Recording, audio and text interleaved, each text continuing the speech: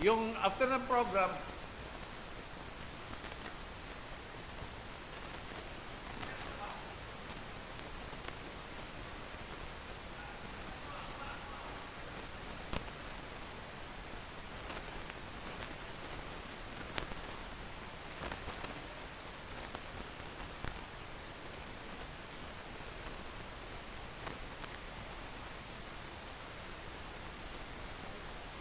Ito ang IWRR, International Web Radyo Rapido. Himpilang may tapang, may puso't malasakit, serbisyo sa bayan. IWRR, umapaimbulong worldwide via live streaming, Facebook Live, at maging sa YouTube. IWRR, International Web Radyo Rapido. Ang studio at opisina ay nasa Barangay Bantayan, malapit sa Barangay Hall, Mangaldan, Pangasinan. IWRR, International Web Radyo Rapido.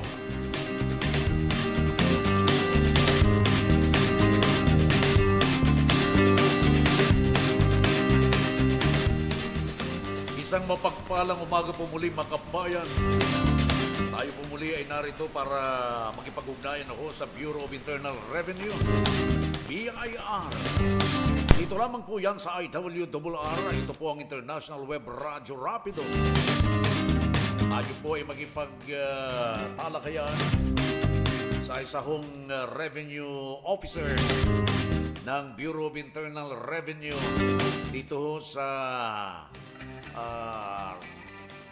Region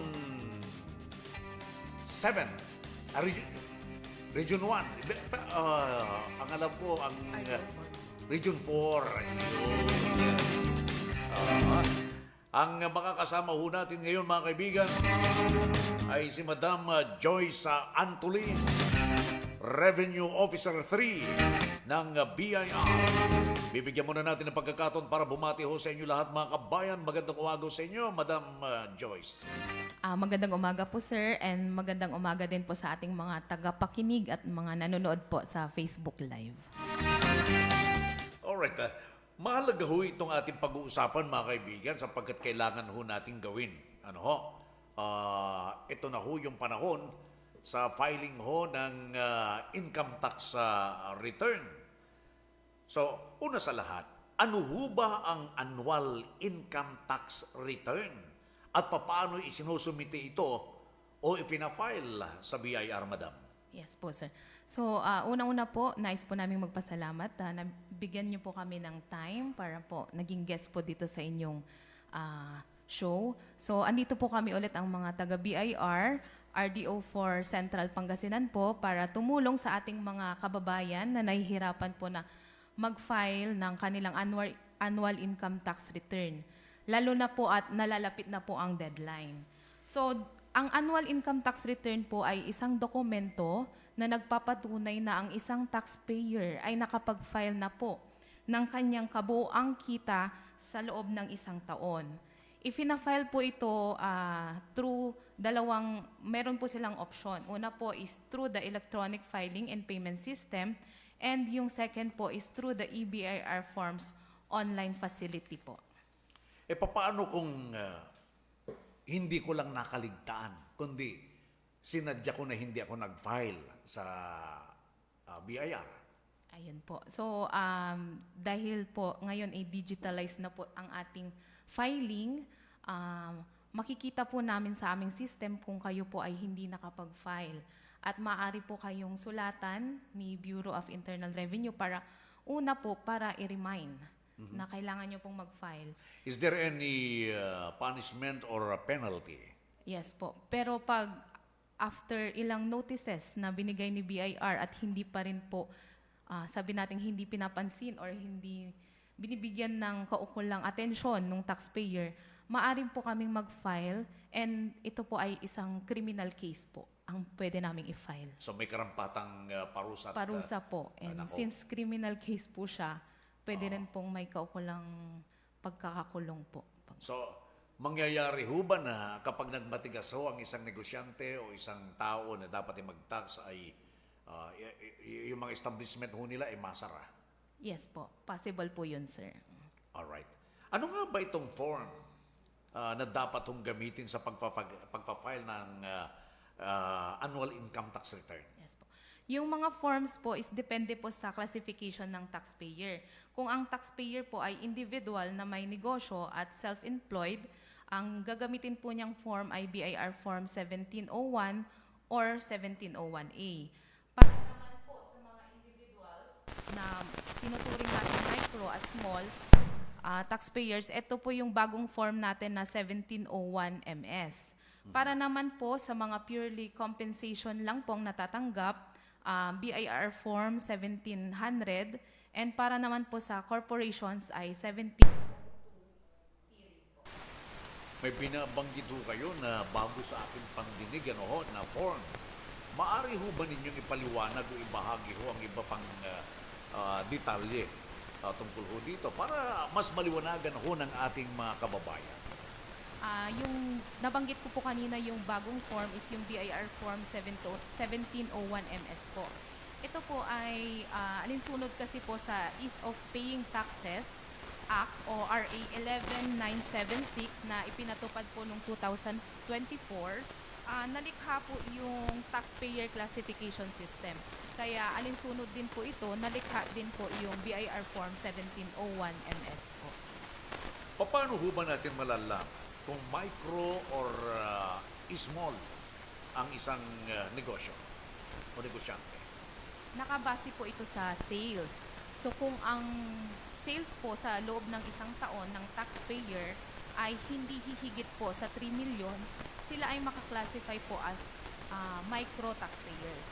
Pero kung ang sales naman po is 3 million pataas hanggang 20 million po, sila po ay classified as small taxpayers po. Sa pagpa-file ho ng katotohanan, bihira ho mangyari sapagkat meron ho mga madaya na negosyante. At wag ho kayo masasaktan sa pakikipagsabwatan ho ng iba hong mga examiners from BIR. Instead of paying 1 million tax, kunwari ganon, po pwedeng tatawad ho si businessman, sabihin, pwede bang gawin na lang nating kalahati? So, sasabihin naman ho ng taga-BIR, ito nangyari ng mga nakaraan ho, po pwede hong sabihin na, sige, magbayad na lang ho kayo ng 700,000 pesos pero ang resibo natin ay mababa. So, doon ho pumapasok yung corruption. Sa ganitong aspeto, paano ho natin maiiwasan para malaman ho natin kung totoo yung deklaradong income ng isang negosyante?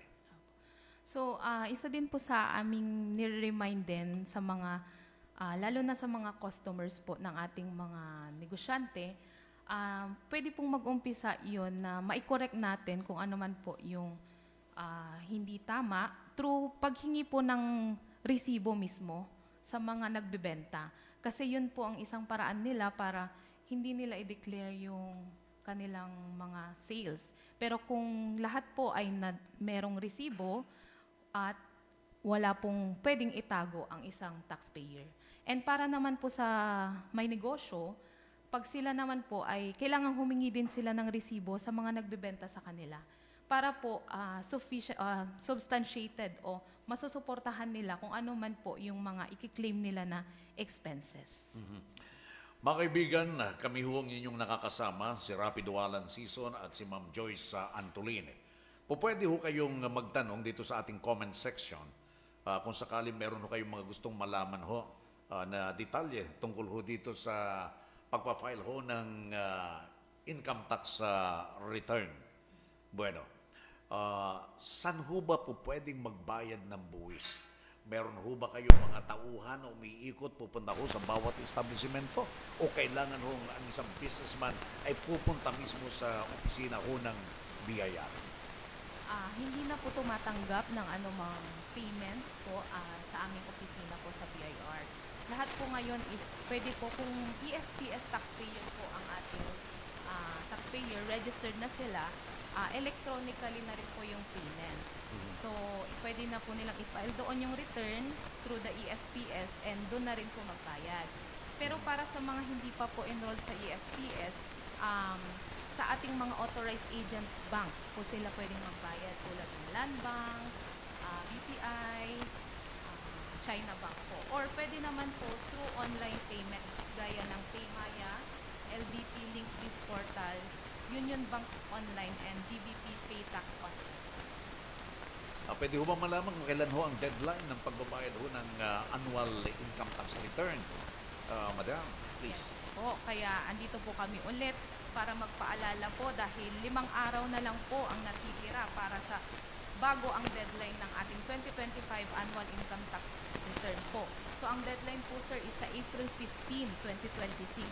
So ito po ay sa Wednesday na po. Kaya amin pong pinapaalalahanan ng ating mga taxpayer na i-file nyo po ng maaga ang inyong annual income tax return. So kanina medyo natanong ko na paano kung hindi nakapagbayad, paano kung na-late, pakiulit nga po kapag na-late po ng pagbabayad. Ayun. Kung na-late po na which is ayaw po namin na mangyari yun, lalo ngayon nasa panahon po tayo ng crisis na yung pambayad sana natin doon is magamit na lang natin sa ibang mga bagay. So pag kayo po ay na-late sa filing at saka payment, magkakaroon po ng legal increments na surcharge, interest at saka compromise penalty. Para ho sa mga taxpayers na kailangang magsumiti ng financial statements o iba pang attachments sa kanilang annual income tax return, kailangan pa ba nilang magpunta sa inyong tanggapan o opisina ng BIR para magpasa ho ng magpapatatak? Ano? Hindi na po sir. So para po sa mga taxpayers natin na merong mandatory to file financial statements or meron po silang mga BIR Form 2307 na i-claim, isubmit nyo na lang po ito through online using the EAFS or yung Electronic Audited Financial Statement Submission Facility po ng BIR. Kailangan nyo po itong isubmit 15 days mula sa deadline or sa April 30, 2026. Para naman po dun sa mga file late na nakapag-file, 15 days mula sa araw kung kailan na i-file ang inyong annual income tax return. Napaka-importante ho ito mga kaibigan. Tayo ho magpasalamat sa pagbabahagi ho ng mga mahalagang kaalaman tungkol ho sa pagpapile ng annual income tax return. Sapagkat ang atin hong panauhin from BIR ay taos ang kanilang pagbibigay ho ng mga impormasyon sa ating lahat ho ng mamamayan na kailangan hong gawin ang isang obligasyon. Ma'am, sana ho weekly makabalik ko kayo din sa ating himpilan. Opo, sir. So, well, ano pa ho kung pwede hong maaaring gawin ho ng mga bagong nagnenegosyo? Ayun po. Dahil sa mandate po ng ating commissioner na yung sa information dissemination po, para po sa mga bagong may negosyo, very important po kasi maraming nagsasabi na nape-penalty sila kasi hindi nila alam ito. Ang BIR RDO4 Central Pangasinan po ay nagkakandak po ng daily briefing lalo na sa mga bagong open na negosyo. Kinakandak po ito 10 a.m. in the morning tsaka 2 p.m. po in the afternoon. So twice a day po iyon. Kung kailan po available yung taxpayer, pwede po siyang bumisita sa aming opisina. And pwede rin po nilang i-like yung aming Facebook page para po kasi maging updated sila sa mga bagong issuances, revenue issuances. And pwede rin po nilang i-visit ang aming website, www.bir.gov.ph para po maging updated sila sa mga latest po na issuances. Gusto ko lang ho hagipin yung tungkol ho sa mga empleyado. May mga empleyado ho na bahal na ho yung company pagdating ho sa pag-aayos ho ng mga dokumento. At kinakautasan ho ang bawat empleyado para makapagbayad ho ng buwis. Ano? Diyan hindi ko kayo nagkakaroon ng problema. Meron din po. Kaya po nagkakandak kami ng post-audit po sa mga kinakaltas po sa mga empleyado. So, importante din po pinapaalala namin sa mga, lalo na sa mga employed po na tumatanggap ng compensation income. Every January po, humingi sila ng kopya ng BIR Form 2316 sa kanilang employer para ma-check nila kung yung kinakaltas sa kanila ay nire-remit po sa BIR. Okay. Sa mga katulong at iba pang katulad na trabaho, itong mga ito kailangan mo ba mag-tax pa?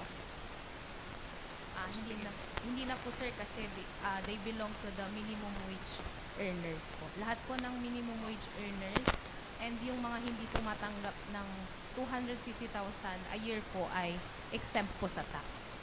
Okay. Well said, ma'am. Maraming salamat po, Madam Joyce Antolin. Baka meron ho kayong mga nais na batiin ho sa ating programa.